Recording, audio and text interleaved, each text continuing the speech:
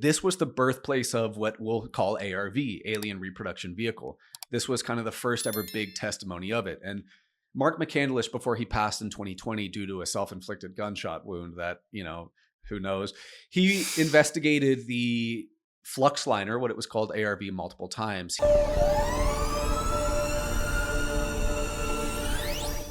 These military people are bound by NDAs, some timed, which usually really long NDAs, like decades long, or lifelong agreements, and they do not want to be the person to violate. Any who've seen bodies? One of them has talked about a place in which bodies are stored. Where are they stored?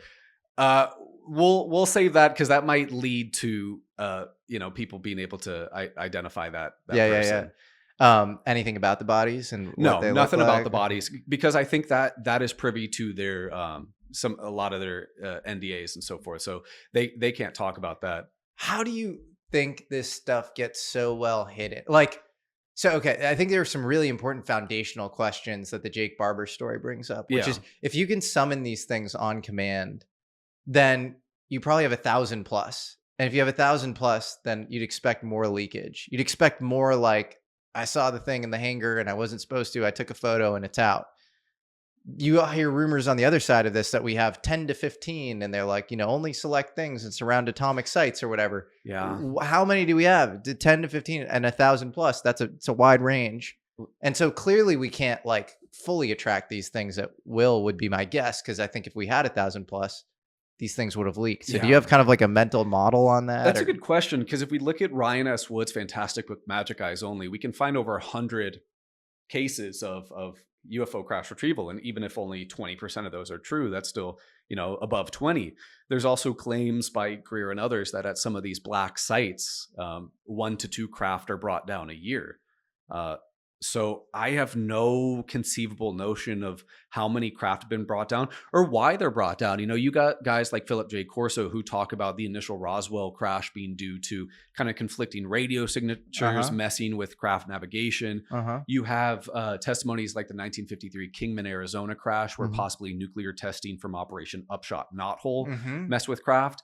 And then you have Barber's testimony that psionic abilities can forcefully land craft or bring them down, or they have EM weapons to target the craft and bring them down.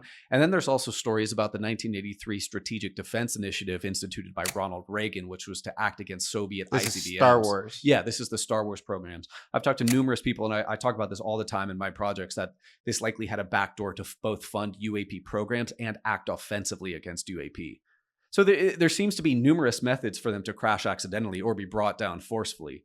How often is that successful? I have no idea. And what sort of technology is being brought down? In Jake's case, we have the testimony of the egg and the 8-gon, and there's also the classic saucer and so forth. And this technology is obviously not ubiquitous. There's different types of technology. There's different craft design. One could reasonably assume then there's different types of NHI, some manned, some not manned. I often think back to the 2008 I'll say this slow because it's of course very complicated, but the 2008 contractor that rhymes with Lockheed Barton wanting to divest themselves of a craft to... You could say this. David Grush said this on Joe Rogan. Oh, okay. So in 2008, when Lockheed wanted to get rid of materials to the OSAT program through the CIA Office of the Directorate of Science and Technology, Glenn Gaffney. And he blocked that. Correct. He blocked that, stopped that from happening. And, I have really good reason to believe that this was materials for the craft from the 1953 Kingman crash. And there's also other lines of research. I believe that too, by the way. Good. Yeah. And there's other lines of research to suggest that Lockheed, the only reason they were able to give this up is because they were completely comfortable in the fact that no other contractor, no other foreign government or no U.S. government could make any heads or tails with this technology. And that stands at a huge juxtaposition from all the other stories of alien reproduction vehicles being created. Yeah. So where are you there? Because I think this is really important. Is like how much have we actually reverse engineered, made progress, and made these things flyable? And you've gone really deep on this interesting story of Mark McCandlish and Brad Sorenson. But I'd love to hear. Let's go over that story, and then I also just want to kind of zoom out and get your view on have we reverse engineered UFOs effectively? Okay, so Brad Sorenson, he's an industrial designer with his friend, aerospace illustrator who had worked for defense contractors, Popular Science, Mark McCandlish. In October to December of 1988. Yeah, so McCandlish is a top aviation illustrator working with the biggest contractors. And you hear him speak, and like the guy doesn't seem like a liar to me. He was a genius. He's just super smart and like just almost like slightly, I don't want to say autistic, but like you just hear him speak and he oozes authenticity. Yeah. So Mark and Brad are to go to an air show at Norton Air Force Base in 1988. Mark had to not go to do work for Popular Mechanics. We can actually see the cover of that magazine he worked on. So Brad goes with some former high-up official. I initially at the time thought it might have been Frank Carlucci, but it might have been somebody else he went with. The air show's going on. There's all types of interesting stuff, fighters, advanced technologies, and so forth. And then the person Brad is with brings him to a classified exhibit at another hangar and passes Brad off as his aide. This was a former like Secretary of Defense or really high up person. And there were other, senators there, George E. Brown Jr., Cranston, so forth. Mark kind of thought this might have been flown down to Air Force Plant 42, a couple miles away. But after further research and talking to some people, I do think this event did occur at Norton. So Brad Sorenson is brought into a hangar where all sorts of advanced aerospace vehicles are shown off. So this is like a back of the house, more secret version of the air show, only for select people. Yeah. Okay, yeah. And so there's like a hovercraft. There's the losing competitor to the B-2 Spirit bomber race. There's a craft called the Pulsar, which is likely a Lockheed Northrop group craft. It's an unmanned UAV, unmanned aerial vehicle. And it was designed to go at incredible speeds with scramjet technology to go super fast that could deploy like 120 nuclear warheads on its underbelly. Insane piece of technology. And this whole giant hangar is separated by black curtain. So eventually they go to the other side of the black curtain, and that's where Mama, Baby, and Papa Bear are. These are 3 flying saucers hovering off the ground, identical in composition but scaled to different sizes. What stood out to me from these look like acorn shaped, is that right? Yeah. It looks like a Jello mold with half a ping pong ball at the top. Yep. And so sort of a typical saucer shape, or maybe what you would see in the Kecksburg crash of 1965. Almost. Like a dome on top. And like a dome on top. And I want to pause here for a second because historically people have said that Mark McCandlish has relayed this story secondhand, which he has because he created line art of the craft, which we'll go into in a second. But this was not supposed to be published, what I found. And I was told it wasn't supposed to be published by a person. But I found an original interview from, I think, 1990 with Brad Sorenson and Bill Scott of Aviation Week and Space Technology. So no longer is this a secondhand retelling. No, this is straight from Brad Sorenson, okay? This is not a secondhand encounter. This is straight from Brad, who, by the way, gave me death threats. I don't like Brad. Not a nice guy. Yeah, well, he sent you some pretty weird shots across the bow and said something about, so Mark McCandlish died a sort of strange death. Right. And he said something like, I couldn't protect him anymore or something, and then I believe the filmmaker who made this documentary, I forget what the name of the documentary is on Mark McCandlish, which is called 0 Point, something about 0 Point. Yeah, the hunt for... It's not the hunt for 0 Point, but something about... like the story of Mark McCandlish. That's right, something like that. I think James Allen, he died in a weird way. Super aggressive cancer. In his autopsy report, it showed evidence of heavy metal poisoning. Right. So I've actually talked to the editor of that interview since, and he said that they had received kind of threats, like Men in Black type encounters and so forth. So somebody did not want this out. Yeah. And so, Brad Sorenson actually has a firsthand interview with Bill Scott of Aviation Week. Yeah. Goes back to the early 90s. What is he, or when was it? 1990. Was it 1990? Yeah. So what does he say?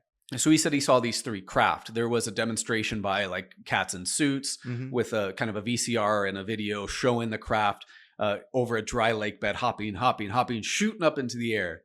And there were some panels pulled off of the craft, and essentially the bottom portion had what looked like a giant like Tesla coil, almost like copper plates and a rotary arm to reach out. The top part looked like a removable crew cabin. This had F4 Phantom jump seat, super crap, like a handball control mechanism, which, by the way, that was the control mechanism for the Triangular Craft and Secret Machines by Tom DeLonge. But that's a whole other story. And the thing looked like, all 3 looked like crap. Sorenson said that it looked like it was made by scientists, not engineers. There was no beauty and design. There was no streamlining of features. There was slag on it, chips. These things looked like they had beaten up. There were rivets on the outside. And so eventually during the pitch for this was to garner funding, because Reagan had put a lot of effort into this project with Star Wars and so forth. And the incoming administration, they wanted to see just as much advanced aerospace money put in. And so the story behind this by the men in charge was that these craft were copied from technology found in a crash in 47. The technology was not given to us. It was forcibly taken. It was never meant to be had. The people who it was taken from, or the things that it was taken from, it was taken forcefully. And that this was our poor man's interpretation of how this technology worked.